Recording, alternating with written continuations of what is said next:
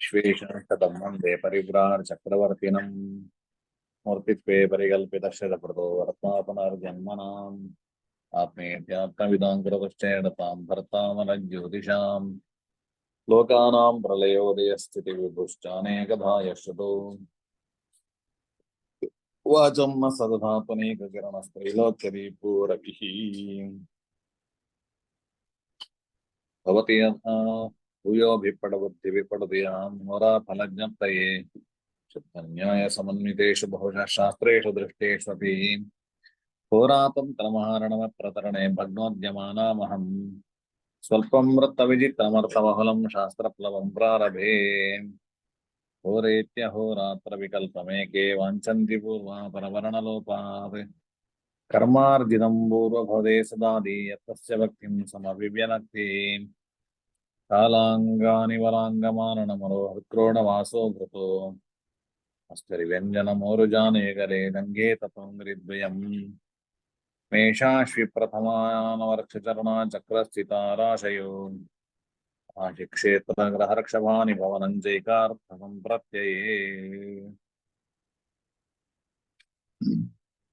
अस्यौघटेन प्रमिथुनं सगदं सवीणं चापीनरवशजगनो मकरो मृगास्यः तौली सस्य दाना प्लवगा च कन्या शेषास्वनाम सदृशा स्वचराश्च सर्वे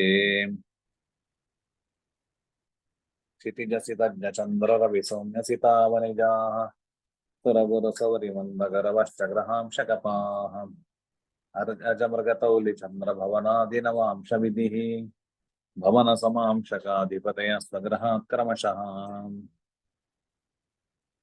कुजरविजगरुज्ञशुक्रभागाः पवनसमीरणकोर्पिजूकलेयाः ऐजैजुत्ते विपर्ययस्ताः शिभवनालिशान्तमृक्षसन्धिः प्रियतावरुचितमकुलीरलेयपार्थो नगीतगोर्प्याख्याः तौक्षिका कोकेरो हृद्रोगश्चेत्फसि क्रमशः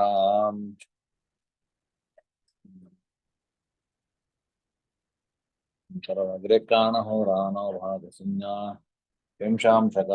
त्रिंशांशकद्वादश संहिताश्च क्षेत्रं च यद्यस्य च तस्य वर्गो होरेति लग्नं भवनस्य जार्धम् गोजाश्विकर्तुमिथुना समृगा निशाख्याः पृष्ठोदयामि मिथुना कपितास्त एव शीर्षोदयादिनबलाश्च भवन्ति शेषा लग्नं समेत्य प्रपुरोमयुग्मम्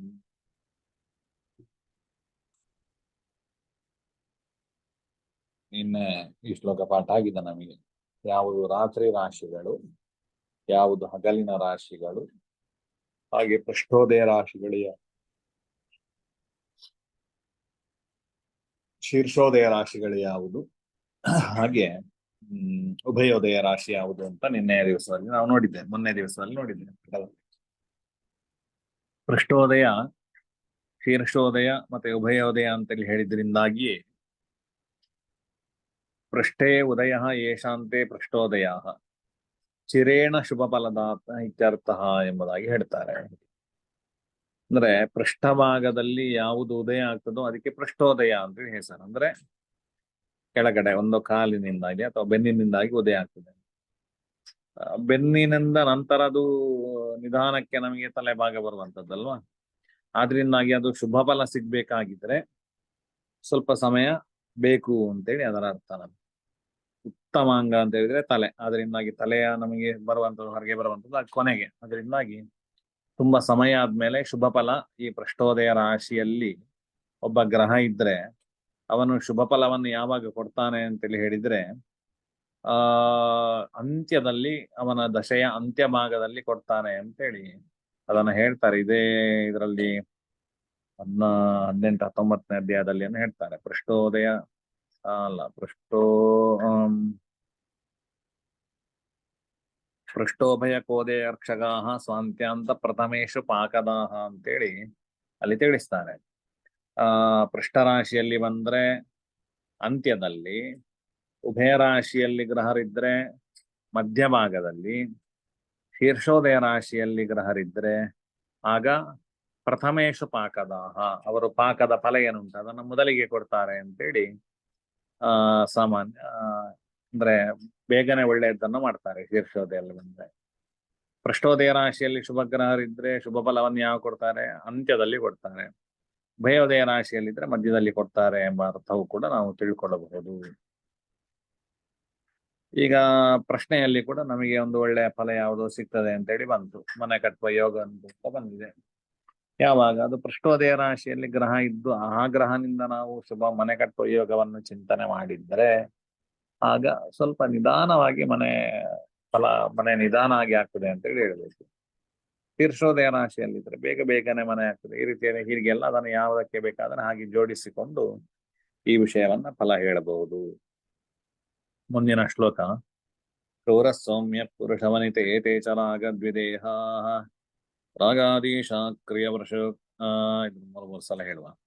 ಕ್ರೂರ ಸೌಮ್ಯ ಪುರುಷ ವನಿತೆ ತೇ ಚ ರಾಗದ್ವಿದೇಹ ಕ್ರೂರ ಸೌಮ್ಯ ಪುರುಷ ವನಿತೆ ತೇ ಚ ರಾಗದ್ವಿದೇಹ ಕ್ರೂರ ಸೌಮ್ಯ ಪುರುಷ ವನಿತೆ ತೇ ಚ ರಾಗದ್ವಿದೇಹ ಪ್ರಾಗಾದೀಶ ಕ್ರಿಯ ವೃಷಂ ಋಯುಕ್ ಕರ್ಕಟ ಸತ್ರಿಕೋಣ ಪ್ರಾಗಾದೀಶ ಕ್ರಿಯ ವೃಷಂ ಋಯುಕ್ ಕರ್ಕಟ ಸತ್ರಿಕೋಣ ಪ್ರಾಗಾದೀಶ ಕ್ರಿಯ ವೃಷಂ ಋಯುಕ್ ಕರ್ಕಟ ಸತ್ರಿಕೋಣ ಮಾರ್ತಂಡೇಂಧೋರೈಜ ಸಮಭೇ ಚಂದ್ರಭಾನುಶ್ಚ ಹೋರೇ ಮಾರ್ತಾಂಡೇಂಧೋರೈಜ ಸಮಭೇ ಚಂದ್ರಭಾನುಶ್ಚ ಹೋರೇ ಮಾರ್ತಾಂಡೇಂಧೋರೈಜ ವಿಸಮಭೇ ಚಂದ್ರಭಾನುಶ್ಚ ಹೋರೇ ದ್ರೇಕಾಣಾಸ್ಯ ಸ್ವಭವನ ಸುತತ್ರಿತ್ರಿಕೋಣಾಧಿಪಾನಾಂ ದ್ರೇಕಾಣಾಸ್ಯ ಸ್ವಭವನ ಸುತತ್ರಿತ್ರಿಕೋಣಾಧಿಪಾನಾಂ ದ್ರೇಕಾಣಾಸ್ಯ ಸ್ವಭವನ ಸುತತ್ರಿತ್ರಿಕೋಣಾಧಿಪಾನಾಂ. ಪದಚ್ಛೇದ. ಕ್ರೂರಃ ಸೌಮ್ಯಃ ಪುರುಷವನಿತೆ ತೇ ಚರಾಗದ್ವಿದೇಹಾಃ ಪ್ರಾಗಾದೀಶಾಃ ಕ್ರಿಯವೃಷನ್ರ್ಯುಕ್ ಕರ್ಕಟಾಃ ಸತ್ರಿಕೋಣಾಃ ಮಾರ್ತಾಂಡೇ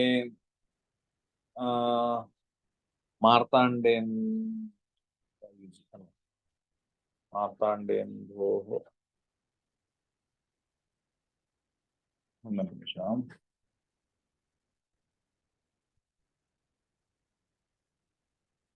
ಅದೇ ಮಾರ್ತಾಂಡೇಂದೋಃ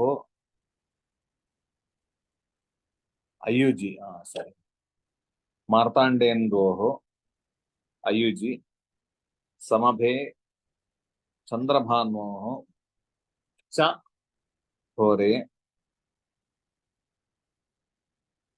ದ್ರೇಕಾಣಾಃ ಸ್ಯುಃ ಸ್ವಭವನ ಸುತತ್ರಿತ್ರಿಕೋಣಾಧಿಪಾನಾಂ ಎಂಬುದಾಗಿ ಈ ಶ್ಲೋಕದ ಪದಚ್ಛೇದ. ಇದರ ಅರ್ಥ ರಾಶಿಗಳನ್ನ ಒಂದಷ್ಟು ಸಂಜ್ಞೆಗಳನ್ನ ರಾಶಿಗಳಿಗೆ ಹೇಳ್ತಾ ಇದ್ದಾರೆ. ಬೇರೆ ಬೇರೆ ಸಂಜ್ಞೆಗಳು ಅಂತೇಳಿ ಹೇಳಿದ್ರೆ ಸಂಜ್ಞೆ ಮಾತ್ರ ಅಲ್ಲ, ಅದರ ಸ್ವಭಾವವನ್ನು ಹೇಳಿದಾಗೆ ನಮ್ಗೆ ಚಿಂತನೆ ಮಾಡ್ಲಿಕ್ಕೆಲ್ಲ ತುಂಬಾ ಉಪಯೋಗಕ್ಕೆ ಬರುವಂತ ವಿಷಯಗಳಿವೆ. ಕ್ರೂರ ಸೌಮ್ಯ ಪುರುಷ ವನಿತೆ ರಾಶಿಗಳಲ್ಲಿ ಯಾವುದು ಪುರುಷ ರಾಶಿ, ಯಾವುದು ಸ್ತ್ರೀ ರಾಶಿ, ರಾಶಿಗಳಲ್ಲಿ ಯಾವುದು ಕ್ರೂರ ರಾಶಿ, ರಾಶಿಗಳಲ್ಲಿ ಯಾವುದು ಸೌಮ್ಯ ರಾಶಿ, ಮೇಷದಿಂದ ಇಟ್ಕೊಳ್ಬೇಕು. ನಮಗೆ ಅಲ್ಲಿ ಏನು ಮೇಷಾಶಿ ಪ್ರಥಮ ಅಂತ ಹೇಳಿದ್ದಾರೆ, ಅದನ್ನು ಇಲ್ಲಿಗೆ ಅನ್ವಯ ಇಟ್ಕೊಳ್ಬೇಕು. ಹಾಗಿದ್ರೆ ಮೇಷದಿಂದ ಆರಂಭಿಸಿ ಕ್ರೂರ ಸೌಮ್ಯ ಅಂತ. ಮೇಷರಾಶಿ ಕ್ರೂರ ರಾಶಿ, ವೃಷಭ ರಾಶಿ ಸೌಮ್ಯ ರಾಶಿ, ಪುನಃ ಮಿಥುನ ರಾಶಿ ಕ್ರೂರ ರಾಶಿ, ಕರ್ಕಾಟಕ ರಾಶಿ ಸೌಮ್ಯ ರಾಶಿ, ಸಿಂಹ ರಾಶಿ ಕ್ರೂರ ರಾಶಿ, ಕನ್ಯಾ ರಾಶಿ ಸೌಮ್ಯ ರಾಶಿ, ತುಲಾ ರಾಶಿ ನಮಗೆ ಕ್ರೂರ ರಾಶಿ, ವೃಶ್ಚಿಕ ರಾಶಿ ಸೌಮ್ಯ ರಾಶಿ, ಧನು ರಾಶಿ ಕ್ರೂರ ರಾಶಿ, ಮಕರ ರಾಶಿ ಸೌಮ್ಯ ರಾಶಿ, ಹಾಗೆ ಕುಂಭ ರಾಶಿ ಕ್ರೂರ ರಾಶಿ, ಮೀನ ರಾಶಿ ಸೌಮ್ಯ ರಾಶಿ ಅಂತ ಈ ರೀತಿಯಲ್ಲಿ ವ್ಯವಸ್ಥೆ. ಕ್ರೂರ ಸೌಮ್ಯ. ಇನ್ನು ಪುರುಷ ವನಿತೆ ಅಂತ ಹಾಗೆ ಮೇಷರಾಶಿ ಪುರುಷ ರಾಶಿ, ವೃಷಭ ರಾಶಿ ಸ್ತ್ರೀ ರಾಶಿ ವನಿತಾ ರಾಶಿ, ಮಿಥುನ ಪುರುಷ, ಕರ್ಕಾಟಕ ಸ್ತ್ರೀ ರಾಶಿ, ಸಿಂಹ ರಾಶಿ ಪುರುಷ ರಾಶಿ, ಕನ್ಯಾ ರಾಶಿ ಸ್ತ್ರೀ ರಾಶಿ, ತುಲಾ ರಾಶಿ ಪುರುಷ ರಾಶಿ, ವೃಶ್ಚಿಕ ರಾಶಿ ಸ್ತ್ರೀ ರಾಶಿ, ಮತ್ತೆ ಧನುರಾಶಿ ಪುರುಷ ರಾಶಿ, ಮಕರ ರಾಶಿ ಸ್ತ್ರೀ ರಾಶಿ, ಕುಂಭ ರಾಶಿ ಪುರುಷ ರಾಶಿ, ಮೀನ ರಾಶಿ ಸ್ತ್ರೀ ರಾಶಿ ಅಂತ ಈ ರೀತಿಯಲ್ಲಿ ವ್ಯವಸ್ಥೆ. ತೇ ಪುನಃ ಅವುಗಳೇ ಆ ಮೇಷಾದಿ ರಾಶಿಗಳೇ ಚರಾಗದ್ ವಿದೇಹ ಚರ ಅಗ ವಿದೇಹ ಅಂತ 3 ವಿಭಾಗ ಮಾಡ್ತಾರೆ. ಚರರಾಶಿಗಳು ಅಗ ಅಂತ ಹೇಳಿದ್ರೆ ನಗಚ್ಚತಿ ಇತಿ ಅಗಹ ಅಂತ, ಯಾವುದು ಹೋಗುವುದಿಲ್ಲೋ ಅದಕ್ಕೆ ಅಗ ಅಥವಾ ಸ್ಥಿರ ಅಂತ ಅರ್ಥ. ಚರ ಸ್ಥಿರ. ವಿದೇಹ ಅಂತ ಹೇಳಿದ್ರೆ ಉಭಯ ರಾಶಿಗಳು ಅಂತೇಳಿ ಅದಕ್ಕೆ ಅರ್ಥ. 2 ದೇಹವುಳ್ಳಂತದ್ದು ಅಂತ. ಸಾಮಾನ್ಯ ದ್ವಂದ್ವನ್ನೆಲ್ಲ ನಾವು ದ್ವಂದ್ವ ರಾಶಿಯಿಂದ ಅದಕ್ಕೆ ಕರಿತೇವೆ, ಚರ ಸ್ಥಿರ ದ್ವಂದ್ವ ಅಂತೇಳಿ. ಅಂದ್ರೆ 2 ಹೇಳಬೇಕು. ಮಿಥುನ ರಾಶಿಯಲ್ಲಿ ಬಂದ್ರೆ ಯಾರಾದ್ರೊಬ್ರು, ಮೊನ್ನೆ ನಾನು ದೀಪದ ಕಥೆ ಹೇಳಿದ್ದೆ. ಮಿಥುನ ರಾಶಿಯಲ್ಲಿ ರವಿ ಇದ್ದಾಗ, ಈಗ ಮಿಥುನ ರಾಶಿಯಲ್ಲಿ ಇದ್ದಾನೆ, ಆಗ ಒಂದು ಪ್ರಶ್ನೆಯಲ್ಲಿ ಚಿಂತನೆ ಮಾಡ್ಬೇಕಾದ್ರೆ ರವಿ ಇರುವಂತಹ ರಾಶಿಯಿಂದಾಗಿ ನಮಗೆ ದೀಪದ ಕಂಬಗಳನ್ನ ಚಿಂತನೆ ಮಾಡಬೇಕು. 2 ಕಂಬಗಳು ಅಂತ, ಬಟ್ ಆದ್ರೆ ಅಲ್ಲಿ ಒಂದೇ ಕಂಬ ಇದ್ದಂತ. ಬಟ್ ಆದ್ರೆ 2 ಕಂಬಗಳನ್ನ ಜೋಡಿಸಿರತಕ್ಕಂಥ ದೀಪ ಆಗಿತ್ತು. ಆದ್ರೆ ಅಷ್ಟು ಸತ್ಯ ಬರ್ತದೆ ಅಂತೇಳಿ. ಅಂದ್ರೆ ಈ ದ್ವಂದ್ವ ರಾಶಿಗಳು ಮಿಥುನ, ಕನ್ಯಾ, ಧನು ಮತ್ತೆ ಮೀನ ರಾಶಿಗಳು ದ್ವಂದ್ವ ರಾಶಿಗಳು ಅಂತೇಳಿ. ದ್ವಿದೇಹ ಎರಡನ್ನ ಹೇಳಲಿಕ್ಕೆ ಇರುವಂತದ್ದು ಅಂತೇಳಿ ಅರ್ಥ. 2 ದೇಹವುಳ್ಳ. ಹಾಗಿದ್ರೆ ಚರರಾಶಿ ಯಾವುದು? ಮೇಷ, ಕರ್ಕಾಟಕ, ತುಲ, ಮಕರ ರಾಶಿಗಳು ಚರರಾಶಿಗಳು. ವೃಷಭ, ಸಿಂಹ, ವೃಶ್ಚಿಕ, ಕುಂಭ ರಾಶಿಗಳು ಸ್ಥಿರ ರಾಶಿಗಳು. ಮಿಥುನ, ಕನ್ಯಾ, ಧನು, ಮೀನ ರಾಶಿಗಳು ವಿದೇಹ ಅರ್ಥಾತ್ ದ್ವಂದ್ವ ಅಥವಾ ಉಭಯ ರಾಶಿಗಳು ಅಂತೇಳಿ ಅದನ್ನ ಕರೀತೇವೆ. ಇದರ ಪ್ರಯೋಜನಗಳೇನು ಅಂತೇಳಿ ಹೇಳಿದ್ರೆ ನಮಗೆ ಕ್ರೂರ ಸೌಮ್ಯ ಅಂತೇಳಿ ಹೇಳಿದಾಗ, ಓಜೇಶು ಉಗ್ರಾಹ ಪುರುಷಾಹ ಸೌಮ್ಯಾಹ ಯುಗ್ಮೇಶು ಸರ್ವಭವನೇಶು ಅಂತ. ಈಗ ಕೆಲವು ಗ್ರಹರು, ಈಗ ಲಗ್ನ ಯಾವುದು ಬಂದಿದೆ, ಲಗ್ನಕ್ಕೆ ಸರಿಯಾಗಿ ಅವನ ಸ್ವಭಾವ ಇರ್ತದೆ ಅಂತ ಹೇಳುವಂತ ವ್ಯವಸ್ಥೆಗಳಿರ್ಬೇಕು. ಲಗ್ನ ನವಾಂಶ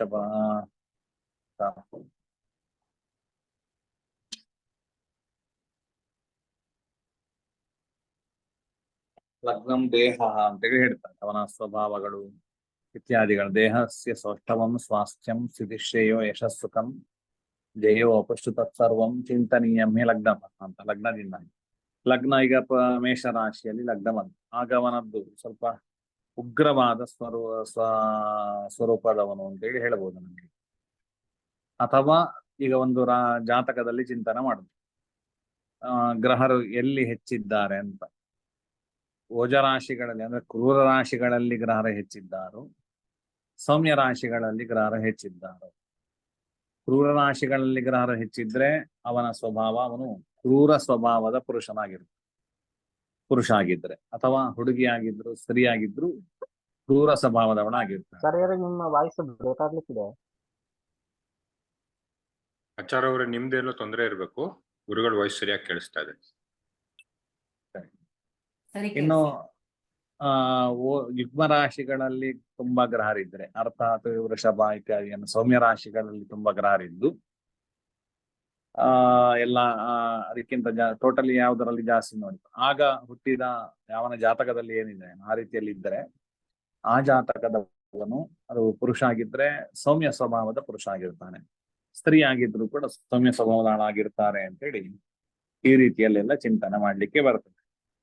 ದ್ರವ್ಯದಲ್ಲಿ ಆಗಿದೆ, ಎಲ್ಲ ವಿಷಯಗಳಲ್ಲಿ ಕೂಡ. ಈಗ ಭೋಜನ ಪ್ರಶ್ನೆಯಲ್ಲಿ ಆಗಿದ್ರೆ ಕ್ರೂರ ರಾಶಿಯಲ್ಲಿ ಲಗ್ನ ಬಂತು ಅಂತ ಹೇಳಿದ್ರೆ ಆಗ ಅನ್ನ ಸ್ವಲ್ಪ ರೂಕ್ಷ, ಒಂದು ಕಠಿಣ, ಗಟ್ಟಿಯಾಗಿತ್ತು. ಅಂದ್ರೆ ನಮ್ಮಲ್ಲಿ ಬಲಿಕೆ ಅಂತ ಹೇಳ್ತೇವೆ, ಸರಿಯಾಗಿ ಬೆಂದ ಅನ್ನ ಅಲ್ಲ ಅಂತೇಳಿ ಅರ್ಥ, ಸ್ವಲ್ಪ ಗಟ್ಟಿಯಾಗಿತ್ತು. ಇನ್ನು ಸೌಮ್ಯ ರಾಶಿಗಳಲ್ಲಿ ಲಗ್ನ ಬಂದಿದ್ರೆ ಆಗ ಒಳ್ಳೆ ಬೆಂದ ನೀರು ಅಂದ್ರೆ ಗಂಜಿ ತರ ಇದ್ದದ್ದು ಅಂತಹ ಅನ್ನವನ್ನ ಹೇಳಬೇಕು. ಈಗ ಅನ್ನ ಆಗ್ಲಿ, ಯಾವುದೇ ಪದಾರ್ಥ ಆಗ್ಲಿ, ಯಾವುದನ್ನ ಚಿಂತನೆ ಮಾಡ್ತಾ ಇದ್ದೇವೆ ಅದಕ್ಕೆ ಸಂಬಂಧಪಟ್ಟಾಗಿ ಅದು ಯಾವ ರಾಶಿ ಅಂತ ನೋಡಿಕೊಂಡು ಆ ರೀತಿಯಲ್ಲಿ ನಾವು ಚಿಂತನೆ ಮಾಡ್ಬೇಕಾಗ್ತದೆ. ಅದು ಕ್ರೂರನ ಸೌಮ್ಯನು ಅಂತೇಳಿ ಚಿಂತನೆ ಮಾಡಬಹುದು. ಮತ್ತೆ ಪುನಃ ಇದರಲ್ಲಿ ಹೇಳ್ತಾರೆ ಈಗ ಇದು ಸುರತ ಪ್ರಶ್ನೆಗಳಲ್ಲಿ ಆದ್ರೆ ಎಷ್ಟು ಸಲ ಮೈಥುನ ಮಾಡಿದ್ದೀರಿ ಅಂತೇಳಿ, 1 2. ಯುಗ್ಮ ರಾಶಿಗಳಲ್ಲಿ ಆದ್ರೆ 2 ಸಲ ಅಂತೇಳಿ, ಓಜ ರಾಶಿಯಲ್ಲಿ ಆದ್ರೆ 1 ಸಲ ಅಂತ, ಈ ರೀತಿ ವ್ಯವಸ್ಥೆಗಳು. ತುಂಬಾ ಅಂದ್ರೆ ಸಾಮಾನ್ಯ ಎಲ್ಲಾ ವಿಷಯಗಳಿಗೂ ಕೂಡ ಇದನ್ನ ಹೊಂದಾಣಿಕೆ ಮಾಡಲಿಕ್ಕೆ ಬರ್ತದೆ. ಇನ್ನು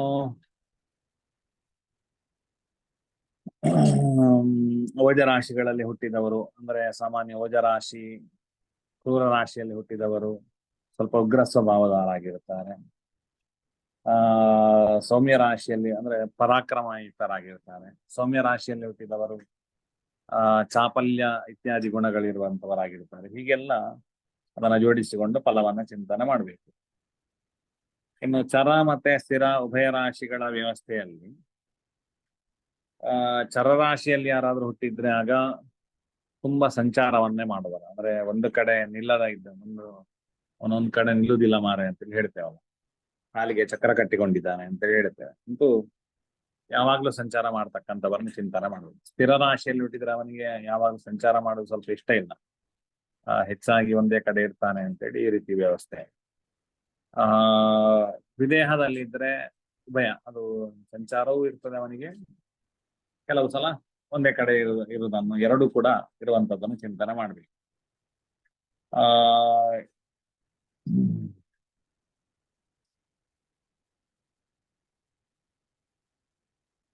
ಅದನ್ನ ಹೇಳ್ಬೇಕಾದ್ರೆ ಜನ್ಮ ಲಗ್ನ ತದೀಶೇಷು ಚರಸ್ಥೇಷು ಚರತ್ಯಸೌ ಸ್ಥಿರಸ್ಥೆ ಸ್ಥಿತೋ ಜಂತು ದ್ವಂದ್ವಸ್ಥೇಷು ದ್ವಯಾತ್ಮಕ ಅಂತ. ಜನ್ಮ ಲಗ್ನ ತದೀಶೇಷು, ನಮ್ಮ ಜನ್ಮ ಚಂದ್ರ ಇರ್ತಕ್ಕಂಥ ರಾಶಿ, ಲಗ್ನ ಅಂತ ನಮ್ಮ ಜಾತಕುಂಡಲಿ ಇರ್ತದೆ. ಹಾಗೆ ಅವರಿಬ್ಬರ ಅಧಿಪತಿಗಳು, ಚಂದ್ರ ಅಧಿಷ್ಠಿತ ರಾಶಿ ಅಧಿಪತಿ, ಹಾಗೆ ಲಗ್ನದ ಅಧಿಪತಿ, ಅವರು ಚರದಲ್ಲಿದ್ದಾರೋ ಸ್ಥಿರದಲ್ಲಿದ್ದಾರೋ ಅಂತ ನೋಡಿಕೊಂಡು, ಚರದಲ್ಲಿದ್ರೆ ಯಾವಾಗಲೂ ಸಂಚಾರಿ, ಮೂರು ಯಾವ್ದ್ರಲ್ಲಿ ಹೆಚ್ಚು ಬರ್ತದೆ ಅಂತ ನೋಡಿಕೊಂಡು ನಾವು ಫಲ ನಿರೂಪಣೆ ಮಾಡ್ಬೇಕು. ಖಾಲಿ ಲಗ್ನ ಚರ ಬಂದ ಕೂಡಲೇ ಅವನ ಸಂಚಾರಶೀಲ ಅಂತ ಹೇಳಲಿಕ್ಕಿಲ್ಲ. ಜನ್ಮ ಲಗ್ನ ಸದೀಶ ಒಟ್ಟು ಆ 4 ರಾಶಿಗಳಾಗ್ತದೆ. ಈ 4ರಲ್ಲಿ ಯಾವುದು ಚರ ಜಾಸ್ತಿ ಬರ್ತದೆ, ಯಾವುದು ಸ್ಥಿರ ಜಾಸ್ತಿ, ಯಾವುದು ಇದು ಉಭಯ ರಾಶಿ ಯಾವುದು ಜಾಸ್ತಿ ಅಂತ ನೋಡಿಕೊಂಡು ಅದಕ್ಕೆ ತಕ್ಕ ಹಾಗೆ ಅವನ ಸ್ವಭಾವವನ್ನು ನಾವು ಚಿಂತನೆ ಮಾಡಬಹುದು. ಇನ್ನು ಪ್ರಶ್ನೆಗಳಲ್ಲಿ ಹಾಗೆ ರೋಗ ಪ್ರಶ್ನೆಯಲ್ಲಿ ಚರ ರಾಶಿ ಬಂದ್ರೆ ಒಳ್ಳೇದು. ಯಾಕೆ ಅಂತ ಹೇಳಿದ್ರೆ ರೋಗ ಚರ ಆಗ್ಬೇಕು, ನಮ್ಗೆ ರೋಗ ನಾಶ ಆಗ್ಬೇಕು. ರೋಗ ರಾಶಿಯಲ್ಲಿ ರೋಗ ಪ್ರಶ್ನೆಯಲ್ಲಿ ಸ್ಥಿರ ರಾಶಿ ಬಂದ್ರೆ ಸ್ಥಿರವಾಗಿ ರೋಗ ಇರ್ತದೆ, ಅವನಿಗೆ ಕಡಿಮೆ ಆಗುದಿಲ್ಲ ಅಂತೇಳಿ ಈ ರೀತಿಯಲ್ಲಿ ಹೇಳ್ಬೇಕಾಗ್ತದೆ. ಇನ್ನು ಕೆಲವು ದೇವಸ್ಥಾನ ಪ್ರಶ್ನೆಗಳಲ್ಲಿ ಆಗ್ಬೇಕಾದ್ರೆ ಸ್ಥಿರ ರಾಶಿ ಬಂದ್ರೆ ಒಳ್ಳೇದು. ಯಾಕಂದ್ರೆ ಅಲ್ಲಿ ದೇವತಾ ಬಿಂಬಗಳು ಅಥವಾ ದೇವತಾ ಸಾನ್ನಿಧ್ಯಗಳು ಚಲನೆಯಲ್ಲಿದ್ರೆ ಅದು ದೋಷ. ಅಲ್ಲಿ ಸ್ಥಿರವಾಗಿ ಸಾನ್ನಿಧ್ಯವನ್ನು ಕೊಡು ಅಂತೇಳಿ ನಾವು ದೇವರಲ್ಲಿ ಕೇಳ್ತೇವೆ. ಅದರಿಂದಾಗಿ ಅಲ್ಲಿ ಸ್ಥಿರ ರಾಶಿ ಬಂದ್ರೆ ಶುಭ. ಹೀಗೆ ಕೆಲವು ವ್ಯವಸ್ಥೆಗಳನ್ನು ನಾವು ಚರ ಸ್ಥಿರ ಲೋಕದಲ್ಲಿ ಅನುಗುಣವಾಗಿ ಚಿಂತನೆ ಮಾಡಿಕೊಂಡು ಹೋಗ್ಬೇಕಾಗ್ತದೆ. ಇವತ್ತಿನ ಪಾಠ ಶ್ರೀಕೃಷ್ಣಾರ್ಪಣಮಸ್ತು. ಮೂರ್ತಿತ್ವೇ ಪರಿಕಲ್ಪಿತ ಕ್ಷರಭೃತೋ ವರ್ತ್ಮ ಪುನರ್ಜನ್ಮನಾಂ ಆತ್ಮೇತ್ಯಾತ್ಮವಿದಾಂತರ ಪುಷ್ಟೇಡತಾಂ ಭರ್ತಾಮರ ಜ್ಯೋತಿಷಾಂ ಲೋಕಾನಾಂ ಪ್ರಲಯೋದಯ ಸ್ಥಿತಿ ವಿಭೃಷ್ಟಾನೇಕಧಾ ಯಶ್ಯತೋ ವಾಚಮ್ನ ಸುಧಾತನೇಕ ಕಿರಣತ್ರೈಲೋಕ್ಯ ದೀಪೂರವಿತಿ. ಪ್ರಶ್ನೆಗಳಿದ್ರೆ 1-2 ನಿಮಿಷ ಇರ್ತದೆ.